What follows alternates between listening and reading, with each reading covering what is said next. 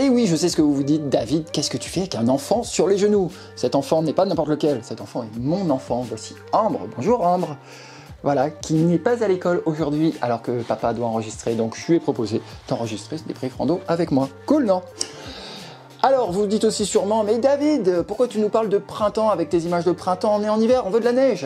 Sauf que David, il va pas souvent faire des images dans la neige, mais par contre, j'ai taqué d'images de printemps à vous montrer. J'en ai tellement en retard qu'il faut bien commencer un jour pour combler ce retard. Et pourquoi pas dans le Doubs, où on a déjà été, hein, le Doubs c'est beau, vous le savez, surtout du côté de Montbéliard, dont je vous ai déjà parlé. Le Doubs c'est un département français, ma petite chérie.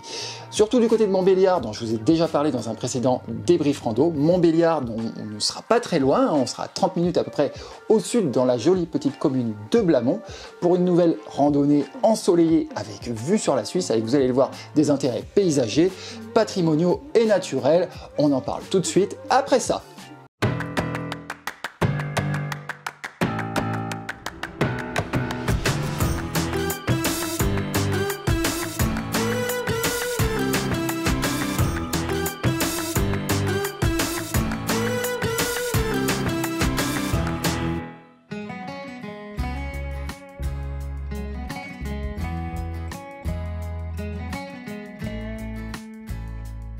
Le point de départ de cet itinéraire, c'est Blamont, une petite commune à 30 minutes au sud de Montbéliard.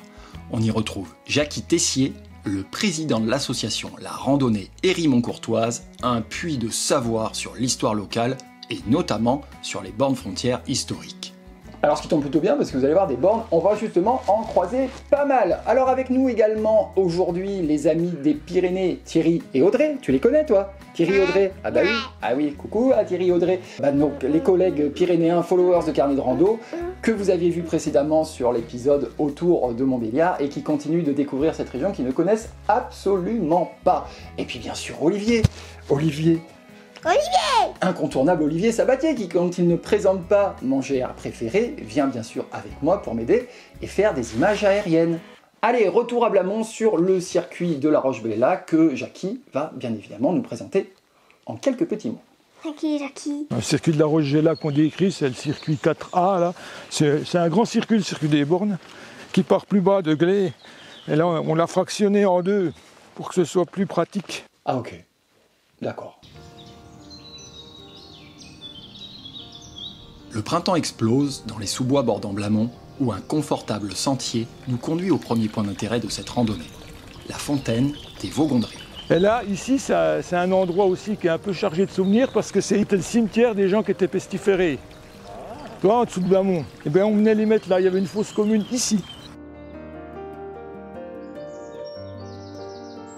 Le sentier 4A grimpe ensuite dans une trouée forestière, franchit quelques passages à bestiaux, pour se diriger ensuite en direction d'un second point d'intérêt, la fameuse grotte de la Tantérie, une drôle de curiosité naturelle assortie d'une légende locale. Ici on est, tu vois, la grotte de la Tantérie, qui est vraiment un personnage qui est très, très cher au cœur des habitants de Montbéliard, enfin des habitants qui connaissent encore l'histoire du pays de Montbéliard. Comment dire, c'est un petit peu Saint-Nicolas, c'est un petit peu, pas le Père Noël, c'est trop commercial, mais c'est un peu le Saint-Nicolas de notre région. C'est-à-dire que c'est la personne qui venait au moment de Noël. Et si vous venez au marché de Noël de Montbéliard, qui a lieu chaque année au mois de décembre, ben vous la rencontrerez dans les allées, parce que là, elle distribue des papillotes. Et puis ce personnage, ben on dit qu'elle sommeille ici, dans cette grotte. On reprend notre chemin en longeant les falaises abritées par la forêt.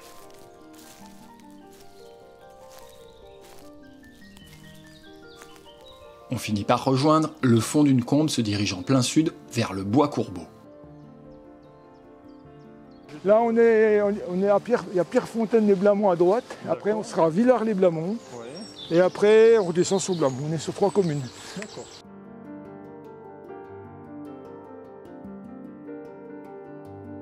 Je ne m'attendais pas du tout à ça, pas du tout voilà, une région si verte, si pleine de prairies. Vraiment une très très belle surprise. C'est pas une région à laquelle on pense quand on pense randonnée, donc je ne m'étais pas intéressé jusque-là. Et puis c'est une belle découverte parce qu'il y a vraiment des territoires très différents, des paysages qu'on n'a pas du tout chez nous dans le sud-ouest et qui nous change carrément et ça donne envie de revenir quoi, carrément. Les balises finissent par conduire le groupe dans l'ombre des sous-bois qui coiffent ici les reliefs en direction du point de vue de la Roche-Géla. Alors là tu vas être dans le Jura là, c'est vraiment le Jura là. Voilà, il y a même de la neige qu'on voit encore, tu vois, alors c'est formidable. Ah, tu as une sacrée haie aujourd'hui. Hein. Là le deuxième plateau, ici, donc là on est sur un éperon rocheux, une barre de rocher, il y a le fort du Laumont à 2 km ici. Là c'est un deuxième plateau, puis après ça dégringole dans la vallée du Doubs qu'on ne voit pas malheureusement. Mais elle est juste derrière. Parce qu'entre les deux, oui, entre ces collines de l'autre côté, il y a le Doubs. Tiens, regardez, tiens, il y a la Jungfrau. Alors là vous avez du bol. Il y a même la Jungfrau là. Dis donc. Comment vous dites? Il y a la Jungfrau là, il y a le sommet à 4000, toi qui dépasse. Oui, on voit une langue blanche. Là c'est la Jungfrau, c'est dans l'Oberland bernois. Toi là c'est droit devant nous, vers l'est. Je vois. Mais papa, Quoi? on les voit pas ces sommets. Et si, on les voit quand même à l'œil nu quand les conditions le permettent. Mais c'est vrai qu'avec ma caméra et son zoom de Playmobil, j'ai un peu du mal à vous les montrer là présentement. Mais si par contre les noms de Jungfrau et d'Eiger vous parlent réellement, ça devrait vous faire quelque chose de les apercevoir au loin comme ça m'a fait, parce que c'est quand même pas tous les jours qu'on voit ces grandes stars des Alpes.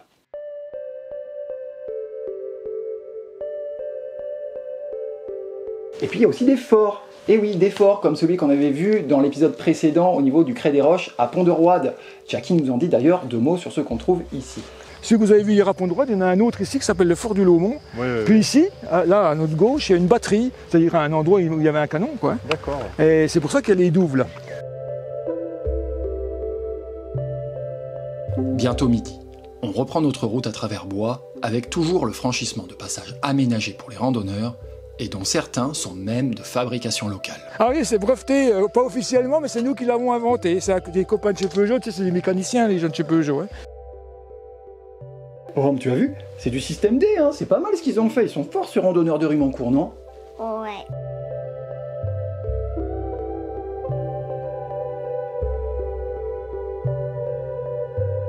Alors la pause du midi, elle a été placée sous le signe de l'inattendu. Tu sais, t'aimes bien toi la pause du midi, Oui, hein, miam, pique-nique. miam, miam, Voilà, miam, miam. exactement, miam miam miam. Donc on passait devant le gîte La Villa des Roses où Jackie a commencé à papoter avec Anne-Françoise, l'adorable propriétaire, qui nous a proposé tout simplement au bout d'un moment de tirer le pique-nique sur la table de son jardin. Grand moment de convivialité qui a fini avec du café et des pâtisseries faites maison. Moi, vous savez quoi, je me serais cru dans une émission de Frédéric Lopez.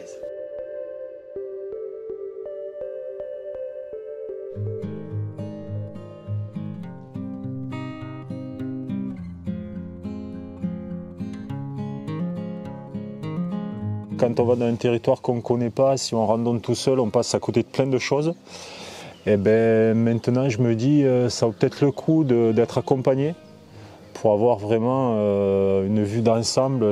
La randonnée, c'est pas seulement marcher, c'est aussi comprendre pourquoi on marche, ce qu'on peut voir, découvrir. Parce que les gens sont aussi contents qu'on s'intéresse à ce qu'ils font. Ils sont pas avares d'anecdotes, de choses à raconter. Et ça, c'est bien, c'est plaisant.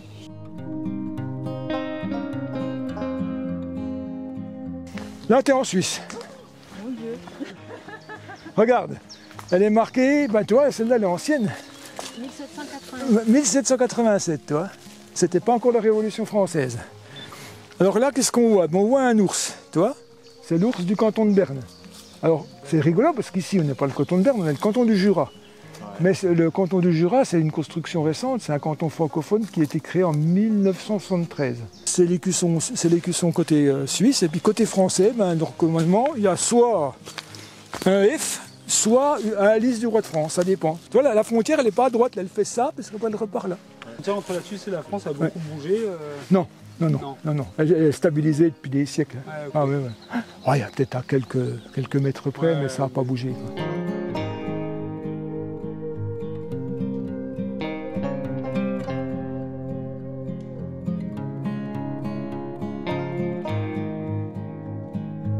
La frontière, on l'a franchie quelques kilomètres plus loin au lieu dit, à juste titre, les bornes, entre Villars-les-Blamont, en France, et Danvans, en Suisse. C'est là que s'amorce la boucle du retour vers Blamont, par d'agréables chemins buissonniers, naviguant à travers champs ou en sous-bois.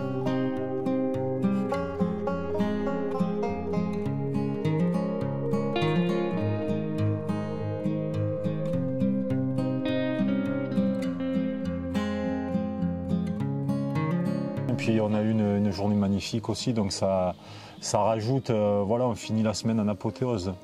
Les couleurs de dingue. Voilà, il y avait tout.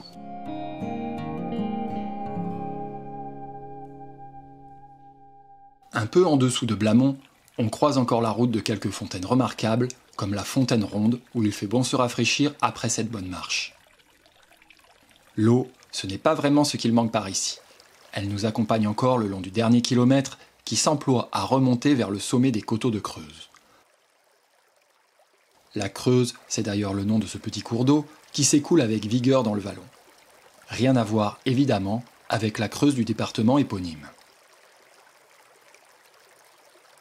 Plus haut, c'est au tour de la fontaine de Creuse d'apparaître, où 6 spéléologues sont accidentellement décédés en l'explorant en 1950.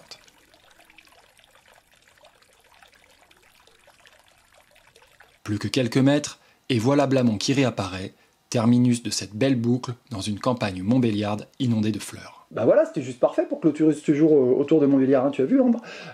J'ai bien dit clôturer, vous avez vu, parce que cette fois, plus de surprise, hein, j'ai vraiment fini mes cartes mémoire concernant cette destination.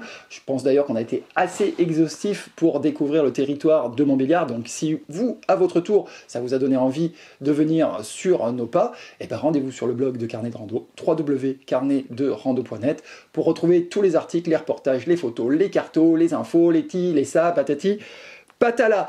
Nous, on se donne rendez-vous dans un prochain débrief rando, très prochainement, pour une nouvelle destination. Merci d'être de plus en plus nombreux à nous suivre. Ambre, tu dis au revoir aux gens? Et tu peux chanter ta mélodie. Au revoir à tous.